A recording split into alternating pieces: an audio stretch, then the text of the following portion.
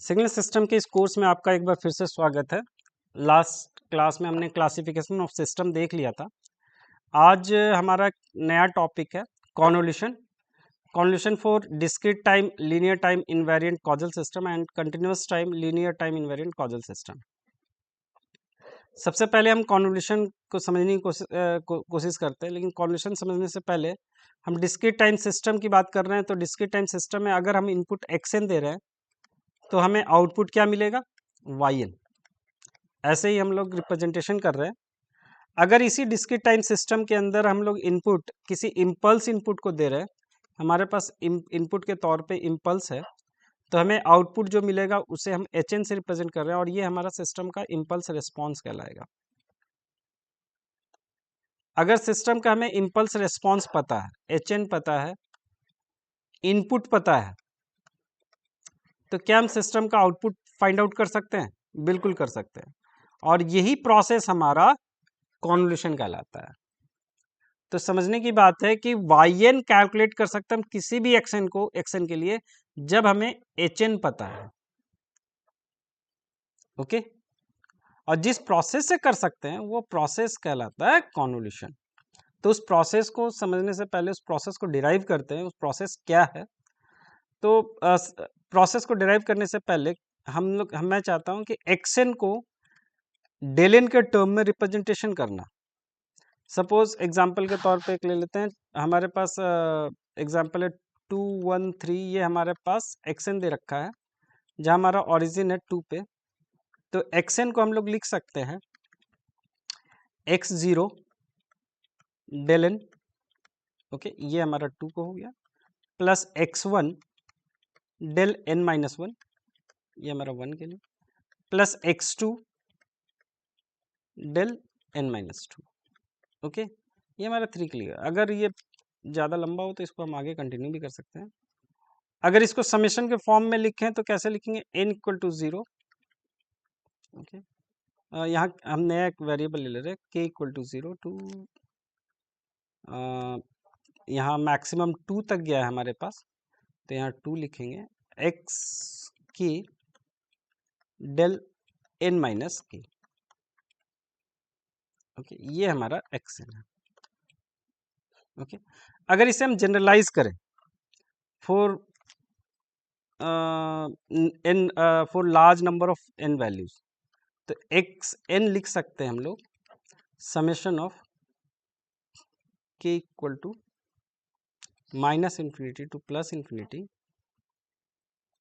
X k del n-k। Okay, ये हमारा generalise वे में लिख सकते हैं हम लोग। ठीक है, आई होप क्लियर होगा, कोई प्रॉब्लम नहीं है। किसी भी सिस्टम, अगर वो कोई भी डिस्क्रीट टाइम सिस्टम है, अगर वो linear time invariant causal system है, तो उस केस में सपोज हमने डेल n इनपुट दिया है तो हमें आउटपुट क्या मिल रहा है, hn। ऐसा ही रिप्रेजेंटेशन मान के चल रहे हैं। अगर इसी सिस्टम में हम इस इम्पल्स इनपुट को हम शिफ्ट कर दे k से, तो आउटपुट भी हमारा k से शिफ्ट हो जाना चाहिए।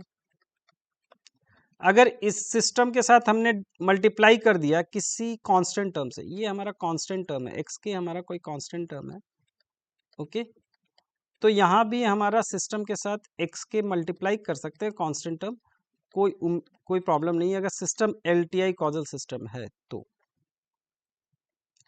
और इस k की वैल्यू को हम लोग वैरी कर सकते हैं minus infinity to plus infinity x k del n-k। तो यहां भी हम लोग लिख सकते हैं k equal to minus infinity to plus infinity x k h n-k। तो ये तो हमारा इनपुट है, जैसा हमने देख रखा है, ये इनपुट है हमारा। अगर ये सिस्टम के अंदर हम दे रहे हैं तो हमें ये नेचुरली ये क्या दे रहा है, ये आउटपुट दे रहा है yn is equal to k equal to minus infinity plus infinity x k h n-k। तो ये yn is equal to summation of k equal to minus infinity to plus infinity x k h n minus k, ये process ही convolution है। इसको representation हम लोग कैसे करते हैं, x n convolve with h n. ये जो साइन है ये कॉन्वोल्यूशन का ही साइन है, कॉन्वोल्यूशन का साइन है। ओके, ये बड़ा देखने में कैसा लग रहा है, h n minus k h k, इन की ये मल्टीप्लिकेशन भी कर रहे हैं और इनका एडिशन कर रहे हैं। इसका मतलब क्या है, कॉन्वोल्यूशन एक ऐसा प्रोसेस है जिसके अंदर दो प्रोसेस है, मल्टीप्लिकेशन प्लस एडिशन। ये दो प्रोसेस से मिलके बना है कॉन्वोल्यूशन। जैसा मैंने शुरुआत में भी बता दिया था कि कॉन्वोल्यूशन एक ऐसा प्रोसेस है जिसके अंदर हम लोग मल्टीप्लिकेशन एडिशन करते हुए कुछ चेंजेस लेके आ रहे हैं। तो वो चेंज जो दिखाई दे रहा है वही आउटपुट है, और ये आउटपुट हमें किस प्रोसेस के थ्रू मिल रहा है, तो कॉन्वोल्यूशन प्रोसेस के थ्रू मिल रहा है। क्लियर है? आई होप यहाँ तक कोई इश्यू नहीं होगा। अब इस प्रोसेस को समझने से पहले, हम आगे बढ़ने से पहले एक बार ग्राफिकल अप्रोच से कोई एक एग्जांपल लेके करके देखते हैं। सपोज हमारे पास एक्सएन गिवन है 213, जहाँ ओरिजिन ये है, और हमारे पास इम्पल्स रिस्पॉन्स भी गिवन है सपोज 311। इसका भी ओरिजिन हमारा 3 पे ही है, स्टार्टिंग में हम ओरिजिन रख रहे हैं, ऐसा जरूरी नहीं है, चेंज कर सकते हैं, बट फॉर एग्जांपल के लिए यहाँ सिंप्लिसिटी के लिए हम लोग एग्जाम्पल ओरिजिन यहाँ रख रहे हैं। ओके, तो इस प्रोसेस को समझने के लिए सबसे पहले तो हम रिप्रेजेंटेशन करते हैं। यहाँ देख रहे हैं के का रिप्रेजेंटेशन है, तो हम के से ही रिप्रेजेंट कर लेते हैं, कोई इशू नहीं है। एक्स के, तो ये हमारा 0 पे 2 है, ये हमारा 1 है, ये 0 1, और ये 2 पे 3 है। ओके, ये हमारा एक्स के है। अच्छा, यहाँ क्या है कि माइनस के का रिप्रेजेंटेशन है, यहाँ ध्यान देने वाली बात है। तो जब हम माइनस के की बात कर रहे हैं, एच ऑफ माइनस के की बात कर रहे हैं, तो इसका रिवर्स x0 तो 3 ठीक है, लेकिन x -1 पे मिलेगा, और ये भी हमें -2 पे मिलेगा।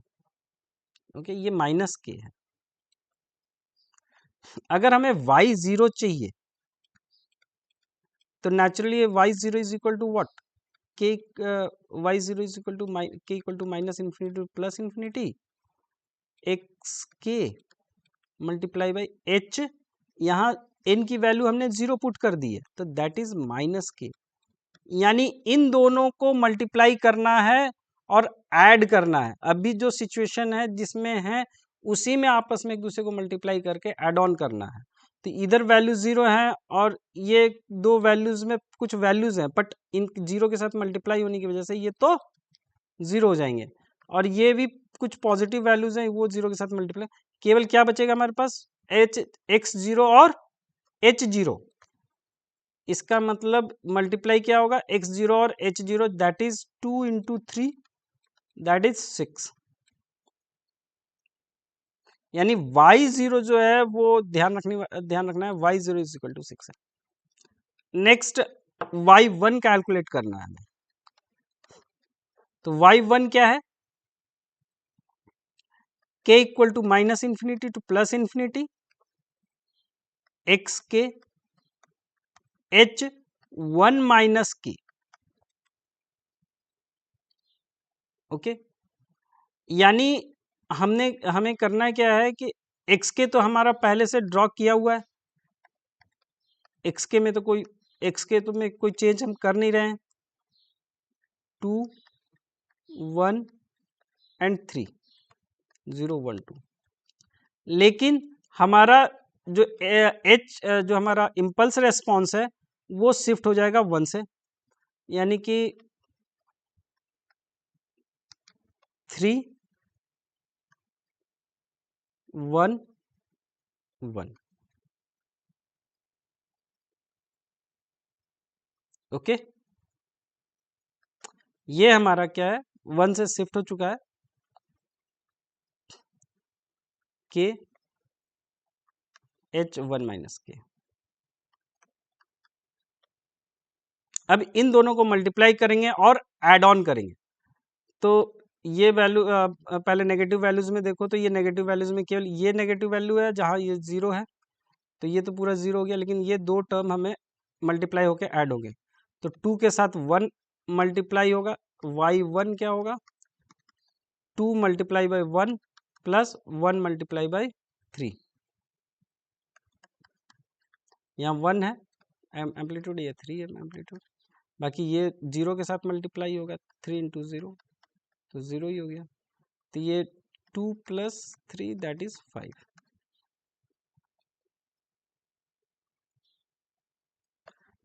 वैसे ही कंटिन्यू करते हैं, तो y2 कैलकुलेट करना है, तो summation k equal to minus infinity to plus infinity x k h 2 minus k।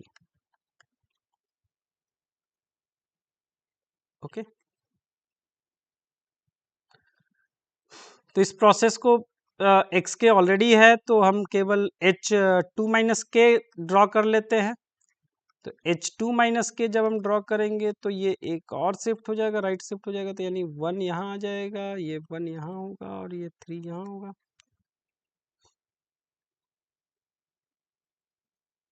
अब इन दोनों को मल्टीप्लाई करके ऐड करना है, तो 2 into 1 multi plus 1 into 1 plus 3 into 3 that is equal to 2 plus 1 plus 3 9, यानी 9 12। सिमिलरली y3 कैलकुलेट करना है हमें, तो summation k equal to 0 minus infinity to plus infinity x k H3 minus के, तो उसके लिए हम H3 माइनस के ड्रॉ कर लेते हैं, तो ये 1 है, ये 1 है, ये 3 है, ये 0 है, यहाँ वैल्यू भी 0 है, तो ये 1 1 के साथ ये क्या हो गया, 1 इंटू 1 और 3 इंटू 1, बाकी 0 हो गया, यानी 3 प्लस 1 प्लस 3 यानी कि 4।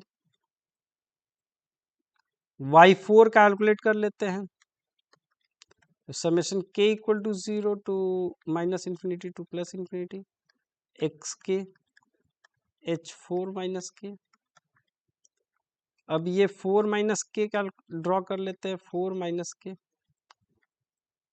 H4 माइनस के, ये भी 0, ये भी 0, यहाँ 1 आएगा, यहाँ भी 1 आएगा और यहाँ 3 आ जाएगा, ये हमारा 2 0 1 2 3 4। अभी इसके साथ मल्टीप्लाई करते हैं, तो ये भी 0 होगा, ये भी 0 होगा, केवल ये बचेगा 3 इंटू 1, बाकी सब 0 होंगे, that is equal to 3 into 1 that is 3। इसके आगे अगर हम y5 का एक और शिफ्ट करेंगे, तो नेचुरली है कि ये 2 के रेंज को क्रॉस कर जाएगा और सारे 0 हो जाएंगे, 0 होता जाएगा, यानी yn हमारा कैलकुलेट होके क्या आ गया, y0 हमारा था 6, अब y1 है हमारे पास 5,